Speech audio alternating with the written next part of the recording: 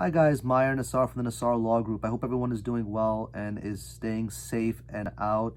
Social distancing is very important. Washing your hands, not touching your face, all of the things that you've been hearing in the news media and throughout social media and telling how you can protect yourself. Now, in terms of protection, workplace protections, the governor, along with the legislature in New York State, has made some sweeping decisions in terms of providing more protections to you as an employee.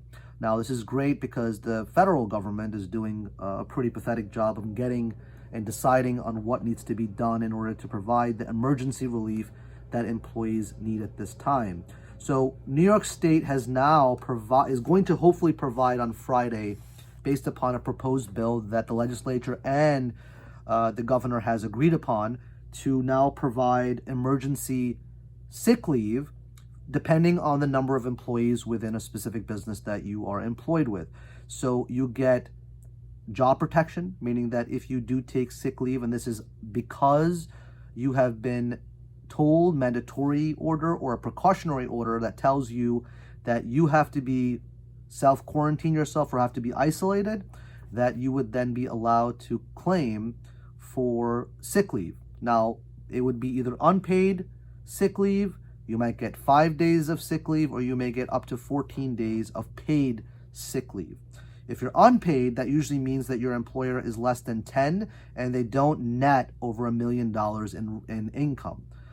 So in that instance, that means they're not making $1 million in profit.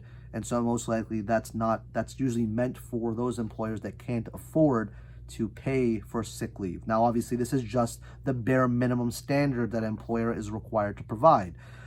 If the employer has 10 employees or more, in that instance, and they also make over $1 million in net income, then at that point they would be obligated to provide 5 days of paid leave.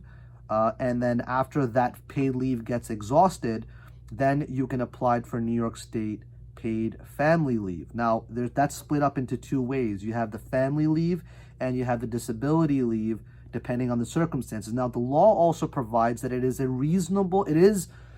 permissible basis to say that the isolation and the mandatory quarantine is a good reason enough that provides you to pass that threshold in getting the disability benefits in the event that you were unable to work from home. If work from home is not an option, then being quarantined and isolated means that you can't work. Or if supposing your child and you have a minor dependent child that is away from has been told not the school has now closed, so you have to stay home with your child, at that point you can request family leave under this new act. Now, this is all assuming that you cannot work. And if in the event that you happen to be sick, you can certainly avail yourself of this. This really depends on your condition or the condition of a loved one within your home. So these are great updates in terms of what is being proposed by the bill. Furthermore, one aspect to keep in mind is that if you experience any form of discrimination or retaliation by essentially obtaining any of these benefits or looking for these benefits, you do have a legal claim to pursue against your employer for failing to provide you these bare minimums. Now, if in the event the federal government, which I doubt, is going to have a better version of providing protection to you as an employee, then this would then simply be replaced. But I'm pretty confident this is going to be more expensive, which in New York has always been a bit more expensive to what federal law provides to employees. So this is a great development. Now, if you're an employer that has 11 to 99 employees, you also have to give paid sick leave for 5 business days, and thereafter, if the employee is unable to perform work, not able to go to work because of a precautionary order of quarantine or isolation, at that point they can then avail themselves of New York paid family leave and seek benefits through that Disability Act. Now, that's all mandated by the Workers' Compensation Board, just as a note in terms of how you get that. But ultimately, that is what is being proposed. Outside of that, I'm trying to think of other things. There's also a new amendment that is also hopefully going to sign into order, and that's something that's long-term. Now, all of this temporary measure is meant for an emergency situation, specifically dealing with COVID-19. So once COVID-19 and all the mandatory quarantine and isolation effect is out of effect, meaning that now they've terminated and there's no quarantine or isolation, this will cease to exist. But they're going further. They're going to be seeking to amend the law, the labor law of New York, 196B, to expand your rights in terms of sick leave. And for 4 employees or less, if you work for an employer with 4 employees or less, you would be entitled to 40 hours, which is a week of unpaid sick leave and job protection. So you can't be retaliated against for seeking that leave.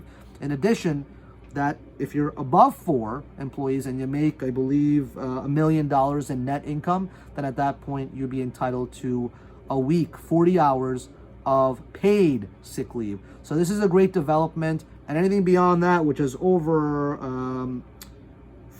5 to 99 employees, are also getting the same benefit in terms of 1 week, 40 hours of paid sick leave.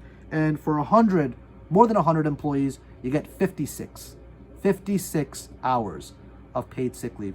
So these are definitely great protections that are being provided by New York State, by the governor. The governor has really shown a lot of leadership under this very difficult time. He's done what a leader should do. He has appeased the populations and trying to give them comfort and knowing that a difficult situation is being managed in a way that a leader should give guidance for. And I think that they've done a great job thus far. So these are the new updates in New York as far as how to deal with the coronavirus.